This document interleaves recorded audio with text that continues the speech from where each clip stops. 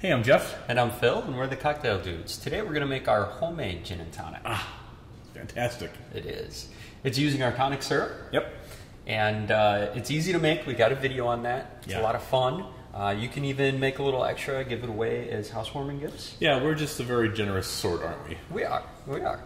So, and the great thing about this is normally when you make a gin and tonic, you'd use tonic water. Yeah. But with the tonic syrup, it gives it a lot more depth. Yeah. Oh, yeah. Definitely. Mm-hmm. It makes the drink just kind of that much better. Yeah, much and more you enjoyable. You can customize it, make it less bitter, more bitter.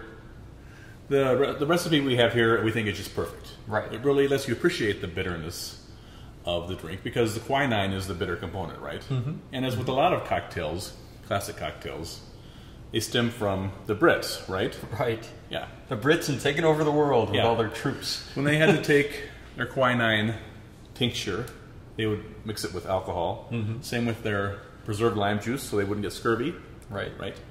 And they developed a liking for these bitter elements, and then they came back and they enjoyed them at home. Right. It's like the IPA, the India Pale Ale, right? Mm-hmm. They needed to preserve their beer to make the voyage to India, so they made it very hoppy, and the troops grew accustomed to that hoppy beer, and they came home and they said, hey, we need some hoppy stuff here.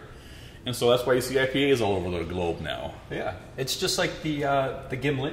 You know, the sailors and everything, the fight the scurvy and everything. They had the preserved lime juice, and they had a liking for that. So I think they were so successful because I think the troops were like super brave because they were probably drunk all the time. Yeah, I know. They always had their ration of liquor, and they always had their ration of tonic or their preserved lime. Yeah, I think they're drinking their IPAs down in India. I think we'd have a lot less wars today if they started giving the troops a little aliquot of alcohol every day, like in the old days. Right, exactly. So you need gin, all right? Use your favorite gin.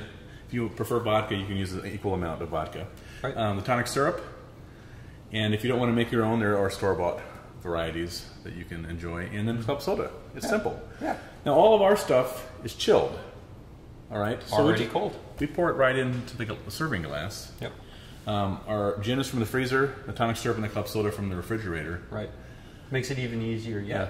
But if you don't keep your gin in the freezer, you want to make sure that it's colder. You can always put it into a mixing glass and then just stir that to chill it and then strain it into the glass. Nice. Mm-hmm. Let's begin because I'm getting thirsty doing all this talking.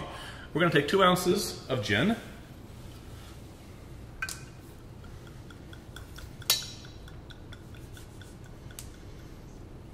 There you go. We're using a nice Wisconsin gin here. And then 1 ounce of your homemade tonic syrup. And if you like this tonic syrup, which I think you will, you should definitely check out our tequila tonic, which is just an incredible margarita that we designed to use this tonic syrup with.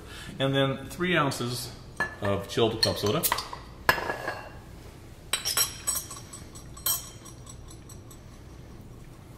Leave it up to you to make a margarita out of it. I know, exactly. It's like us, our margaritas and our mojitos. Mm-hmm.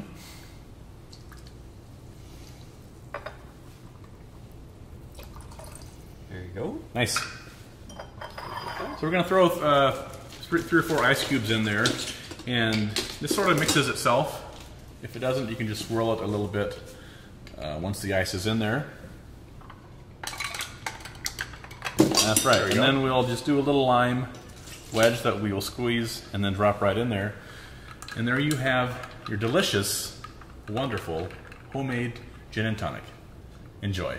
Cheers.